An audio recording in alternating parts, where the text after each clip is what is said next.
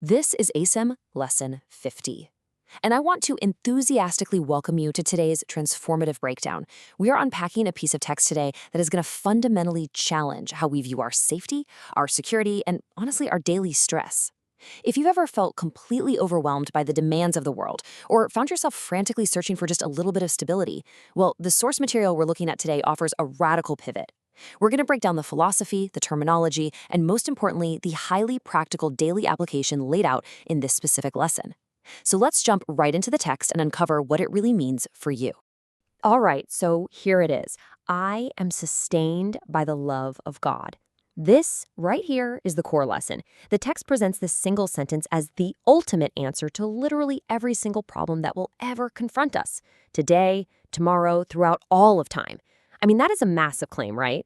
The source is essentially telling us that the ultimate foundation of our existence, the true battery pack keeping us going, isn't what we usually think it is. It's not our bank account, it's not our social status, it's an eternal, underlying love. But to really grasp the sheer magnitude of this statement, we got to look at what we're currently doing instead.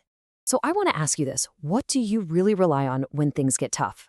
It is a completely natural human experience to feel stress and to seek safety in worldly things. When the pressure's on, we instinctively reach for things we can see, touch, or measure to give us a sense of security. We look outward. We try to control our environment. And the text we're analyzing acknowledges this human tendency head-on. It recognizes that in our day-to-day lives, we genuinely believe we're sustained by everything except this deeper, divine love. We literally look everywhere else first. Now, what's really interesting here is how directly the text calls out our everyday coping mechanisms. The author refers to these as trivial and insane symbols of security.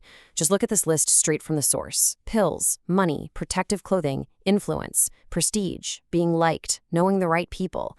The text bluntly labels these as an endless list of forms of nothingness that we mistakenly endow with magical powers.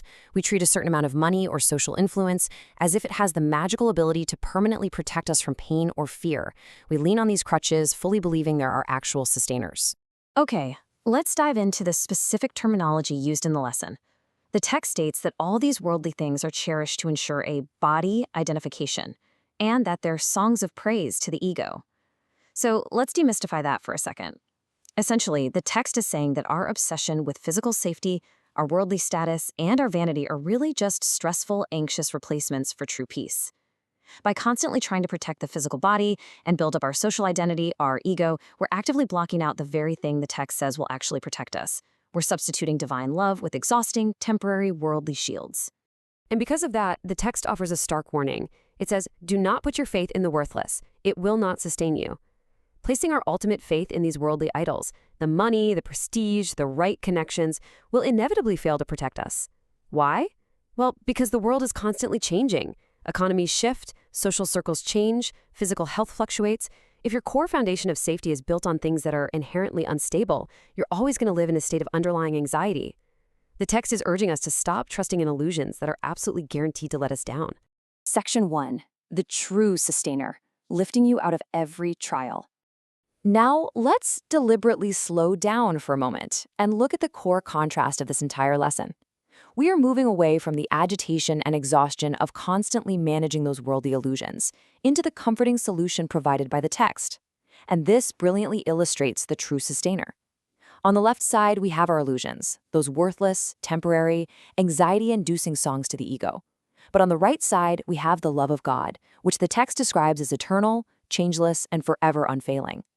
The text is asking us to make a conscious trade here. It wants us to take our faith away from the fragile, temporary things of the world that require constant maintenance, and instead place all our faith into this unfailing, changeless security that exists right within us.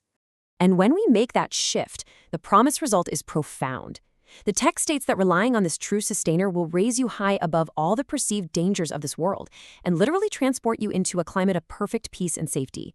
It describes this as being transported into a state of mind where absolutely nothing can threaten you, nothing can disturb you, and nothing can intrude upon what it calls the eternal calm of the Son of God. It's like a literal mental sanctuary, completely insulated from the chaos of the outside world. So, the crucial point is that this isn't just some nice philosophical idea to think about once. It is an active practice. The text instructs, tell yourself this often today. Reminding ourselves frequently throughout the day that we are sustained by the love of God acts as a powerful, continuous declaration of release.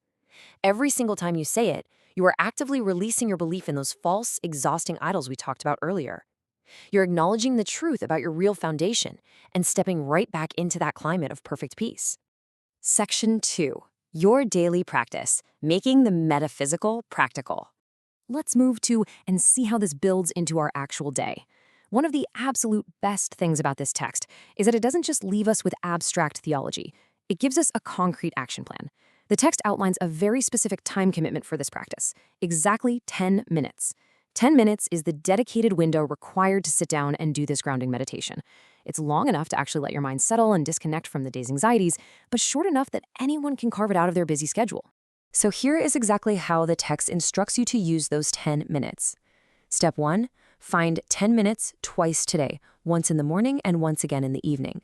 Step 2, let the idea for today sink deep into your consciousness. You repeat it, you think about it, and you let related thoughts come in to help you recognize its truth. And step 3, this is the boundary setting phase. You must strictly block out distractions.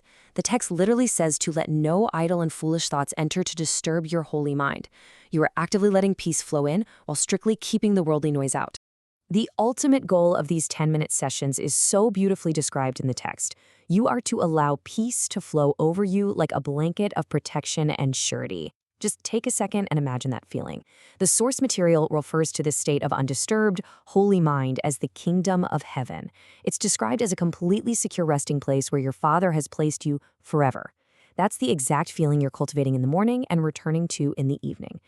To bring it all together and summarize the text's core message, I am sustained by the love of God. And the practical application to get there is 10 minutes twice a day. Think about how radically our lives might shift if we actually stopped trusting in the exhausting illusions of prestige, money, and social status, and instead placed our complete faith in an eternal, unfailing love that guarantees perfect peace. I mean, what would your day look like if you truly believed nothing could threaten you? It's a fascinating and provocative concept to experiment with, for sure. If you found this explainer helpful and want to see more direct breakdowns of the source material just like this, please make sure to like this explainer and subscribe to the channel. We will see you in the next one.